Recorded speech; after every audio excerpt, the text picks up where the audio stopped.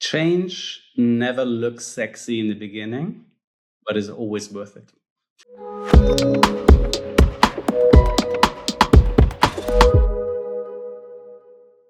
Well, hello, everyone, and welcome to HSMAI Studio, the podcast where we explore the ideas, insights, and leadership ideas shaping the future of sales, marketing, and revenue management in the hospitality industry. I'm Brian Hicks, President and CEO of HSMAI, and today I am absolutely pleased to be joined by Dr. Florian Ilgen. Dr. Ilgen brings a very unique perspective that bridges research, strategy, real-world application. He challenges the status quo, challenges leaders to think a little bit differently as to how organizations learn, adapt, especially in ever-changing environments. I know we'll talk a little bit about AI because that's certainly has a big change in the industry.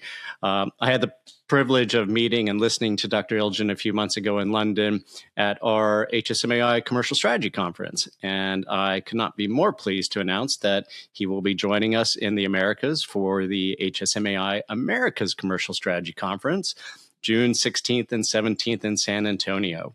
So Dr. Ilgen, welcome to HSMAI Studio. It's great to have you with us today. Thank you. Thank you, Brian. Thank you for having me. I'm super excited. Awesome. Well, let's start with letting our listeners know a little bit about what you do, and I'll let you describe what you do and what drove you in, what kind of drove you into this field. That's a long story, actually. I'm a keynote speaker. I'm a motivational speaker. I love to dive into the mindset of people when it comes to change, when it comes to transformation, when it comes to the struggles, the challenges we all face, both in private life and in business as well, because it's two worlds that are connected and we cannot separate them. You can't be a professional in business and not be professional in private. I don't think this is working. So they're quite connected. I myself am a chemist. My education is chemistry, and I loved chemistry. I still love chemistry as a science. So in my talk, we spoke about dopamine, adrenaline, when it comes to leaving the comfort zone, when it comes to loss aversion. However, I decided chemistry is nice as a science, but I do not want to work within this area, within this industry. I prefer stages, and I love to thrill, entertain, engage, and inspire people to try new things, to be like kids again, to use fearless curiosity and to try and learn from mistakes. Love that. And I love how you kind of pivoted from chemistry. It's such a logical next step, right? Moving from chemistry into speaking and being on stage. But what were some of those moments in your life, in your career, when you kind of made that decision to kind of move in that direction? What were some of the thoughts that kind of went through your head? I mean, that's, everybody has, career path, go left, go right, go straight. How did you kind of deal with that, and kind of how did you come to that conclusion?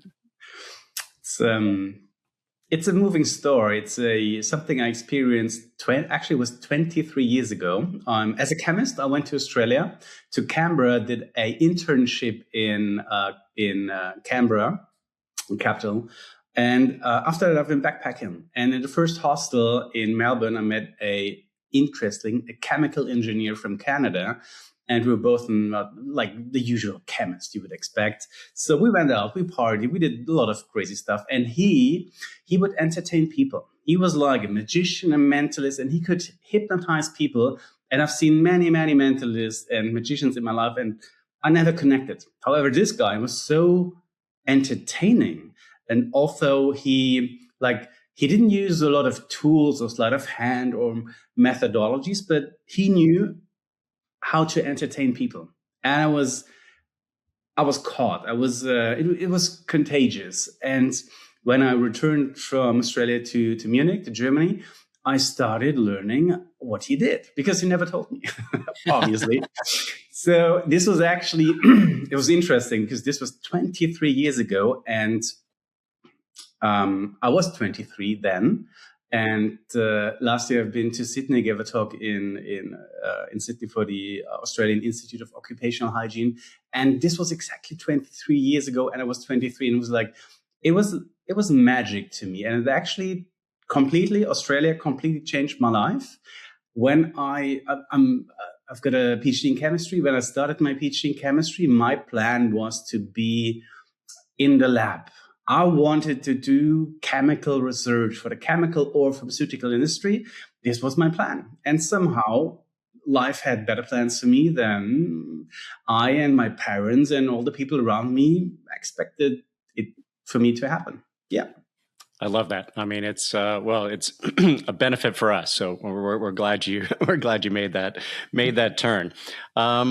Let's talk a little bit about thought leadership. So the work that you do, I find really interesting, because you've got you're bringing in research, you're bringing in strategy, and at the same time, this is like real world. Like, these are businesses that need to make money, right? What's one of the kind of misconceptions that leaders might have when you approach them about applying some of the kind of the research, like the academia, to their business?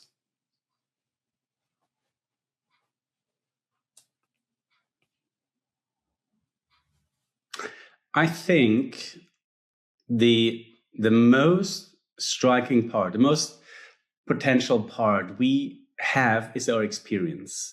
So if I'm a chemist and I studied chemistry and did something, and then I'm working in the laboratory, I might be smart, but maybe I don't have the experience. And I think this translates into almost any industry.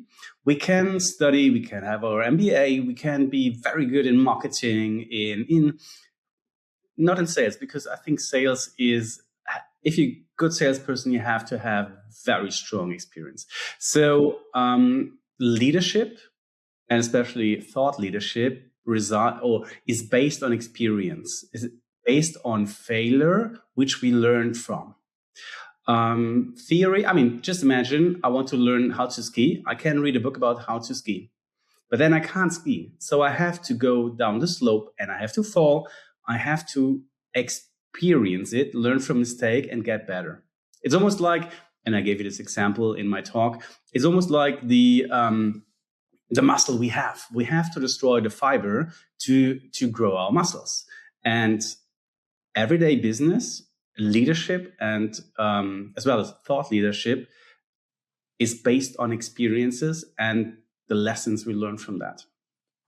I think that's great advice, especially if you think about the next generation of, coming into the working world, trying to capitalize on understanding the need for experience and how that brings such value to that individual. I think that's a great advice. When you're working with organizations or speaking to organizations, what are some of the kind of traits or habits of a good organization that takes your learnings, that takes your advice and actually puts it into practice, as opposed to just hearing it in a boardroom or hearing it at an event and going, "Oh, that sounds great," but we're not going to do any of that? I think we have to be chemists as well. We have to be able, as co-workers, as leaders, to run experiments. And business is like an experiment, because when I did chemistry, I run many experiments every day, and you fail over and over again. And business, to some extent, is pretty much the same. We have to allow our co-workers to run experiments and learn from that. We have to create an environment where failure culture is not just talked about, but actually embraced and lived. And it's difficult if a boss tells you, "Yeah, we have to have a failure culture, but please don't make mistakes." It's dysfunctional. It's not working. it has, like, leadership is really meaning, and especially living, and in the end doing what you say. So people believe in you, and they say that's a true leader. Actually his work, his results match what he said or she said. So it has to be congruent. What you say, what you want for yourself and your coworkers, and what you do. If this is congruent, this is strong leadership, because if coworkers understand and feel that you're just saying something which you basically don't believe in, they will follow, but not as much as they could or would if you would be authentic, genuine, and congruent. That's so true. I've been in situations where, let's fail fast, right? I'm sure you've heard that before. Let's fail often and fail fast, so we can take those learnings. And then when it actually happens, and somebody sees that there's some sort of retribution, then everybody stops, right? It just nobody's going to continue to try to push that needle, knowing that there may be consequences in the end. So creating that safe environment to be able to do that is a true leadership skill, and I think something that I think needs to be kind of a bit more widely adopted if companies are truly going to succeed. So love that. Yeah. So let's talk about the future. Let's talk about kind of the next few years. I had an opportunity last week to speak to 100 students at my alma mater. Some of them are going are in the hotel school, similar to what I did, and yeah, it was really interesting. I mean, their fears, their hopes. AI is top of mind, and I did tell them, there were many other careers that they could go in that are going to be way more impacted than hospitality from an AI perspective, and also that our industry is very slow to adopt new technology, and there's just not. So I think we're safe for a little while. So I gave them a little bit of comfort, but.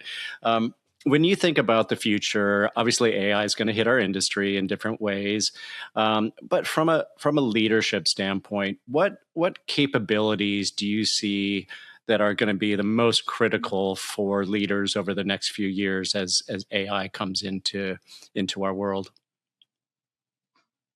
As we've seen, AI has been developing with such a high velocity, and it's constantly increasing. So, I mean, we cannot look into the future, although I presented this mentalism effect in the talk. We can be mentalists. We can just assume that the velocity will increase even more, especially when it comes to agentic AI. So it's getting more and more difficult for us to calculate things and to forecast development of AI, development within our industry, development of what customers want. We can predict more or less, but how the surrounding tools might develop, it's very difficult. So what I think we have to have or develop is a high flexibility and a resilience. Resilience. It's called resilience, I guess. When it comes to change, because change is the smallest denominator of AI, of all the digital change and transformation. So being flexible and thinking outside of the box. Actually, I read a study that especially people that suffer from dyslexia, that suffer from the inability to concentrate, are more likely to adapt faster and not to be disturbed by fast and quick changes. So if you like structures, if you love the beaten path, it's more difficult for you. People who are already psychologically in the way that they love to change, that they need constant new input, they're more likely to accept use and benefit from the fast change of AI. So we have to train and get comfortable with fast changes where we have to give up some sort of control. For many people that are probably residing in the blue area where there's logic, where there's systems, it's very difficult because you have to improvise. To improvise is for many people difficult because we're moving not within the comfort zone. We're doing things for the very first time quite often, and this causes stress to many people. If we can, however, somehow develop some, and this is the chemical part again, if we can create this curiosity about new things and thus releasing dopamine, which makes us addicted to more of that, we find it easier to embrace change, to use AI, and even to leave systems we know that work. That's fascinating. That is a really interesting insight into people's behavior and their ability to accept change. And certainly with AI, you're absolutely right. I mean, that's going to be, change around every corner and every aspect of our industry. For the hospitality industry, that's going to be big. So I know you're not an expert in hospitality, but you certainly deal with a lot of hospitality leaders. Is there anything you see within hospitality organizations today specifically that they should be focused on when it comes to some of these changes that are coming?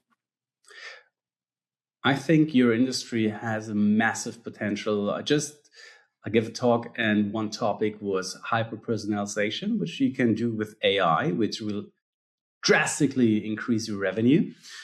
Those results were from hotels in the States. Actually, I gave the talk for a cruise ship company, but I used the same thing. So AI within your area, hospitality, is tremendous. It's a game changer. I perceive your industry as a process-driven industry where you have to fulfill standards, and those standards can be changed into speed. Therefore, we need a lot of experiments. In the beginning, because I consider your industry rather successful, and usually successful industry have more difficulties to change because they're running. You're well off. So I give many talks to like small and medium-sized companies in Germany and in Europe. And usually they're very successful until there's a point, a pivotal point where they either explode or implode. Your industry is much bigger. Your industry is a different area, is a completely different industry. To transform from those process-driven,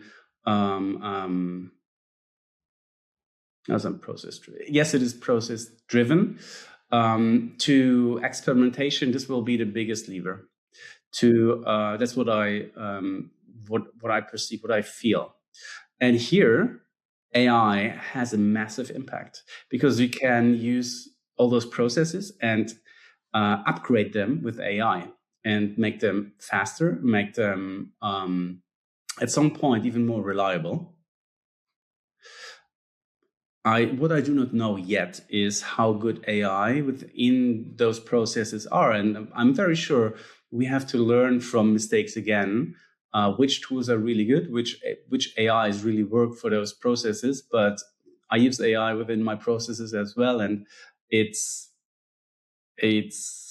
crazy. It's astonishing. It's fascinating what we can do with AI for processes that were very time consuming and involved errors and mistakes.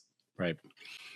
That's really interesting. I had a conversation yesterday with contact center leaders, and we were talking about the impact of AI. And to your point, I mean, you're spot on. There are, so many just standardized processes that AI will be able to take over. One of them is making a reservation. So, using AI to find your hotel, make a reservation, send you a confirmation number, et cetera. These call centers have traditionally, over the past few years, the average, it's usually the boomers or that are calling in that still want that contact. Now they're seeing people that are using AI are still skeptical that it actually happened, that the reservation was actually made. And so they're calling to just double check. So it's, I think there's still some distrust even in people that are using AI that, it actually did what it said it was going to do. I found that fascinating. So I think, that's another one of those curves in terms of people trusting that AI wasn't hallucinating, or that it made a reservation at the wrong hotel, or that it didn't get all the fact that it's a family of 4 that's coming and not just, 2 people or whatever it might be. So I think that's going to be an interesting kind of, challenge for the industry as it figures out how to use AI, just to your point, for those, those really just standardized processes that they'll easily take that away. So I know people are looking forward to, I'm looking forward to seeing you again in June at the Commercial Strategy Conference. What are some of the things that you're going to share during that time that might just give us a couple of teasers, kind of get people interested? It will be. I'm super stoked about being on your stage and rocking the people attending your conference. What I love to do is to entertain people, to engage people, using this form of entertainment to give them an insight on our mindset. Because I believe mindset is 80%, especially when it comes to change, because you can have the best tools at your hands, but if you don't like to use them, the best tools won't work. So change is driven by mindset. And in my talk, Change Mindset, I obviously will address the mindset, how we can use different tools, how we can actually, you remember I spoke about the conscious mind, subconscious mind, and what this has to do with how we change, how we can learn to use the language of the subconscious mind to actually sometimes even trick the subconscious mind, helping us to adopt and adapt faster. So it will be a mixture from entertainment, from science behind the change. When we speak about loss aversion, when we speak about adrenaline, noradrenaline, we speak about passion, how we can reconnect with our passion to see change as a chance. And in the end, I want to motivate the people to get out of the comfort zone, to try new things, to actually commit mistakes and learn from them. Because once we know we can learn from mistakes, it no longer is considered a mistake. It's development, it's growth, it's destroying the fiber of the muscle. And I can't think of any company that got successful without committing mistakes and learning from them. Look, I think that is fantastic. We've got, we're on course to have close to 1,000 attendees, and hearing your message of, opening up your mind, being open to new ideas and thinking differently, using those muscles, the loss aversion, this is just such a great platform to set the stage for the 2 days of learning and networking, and really getting our audience prepared for a good couple of days. So we're so thrilled you're going to be able to join us and really kind of set the scene and set the stage for the whole conference, which is fantastic. Super excited to be there and to see you again. Yeah, in person. Absolutely. No, look forward to it. All right. Any final thoughts? This has been very insightful and engaging. I think your insights are spot on to today's culture and what we're seeing in the world today and some of the challenges that are out there.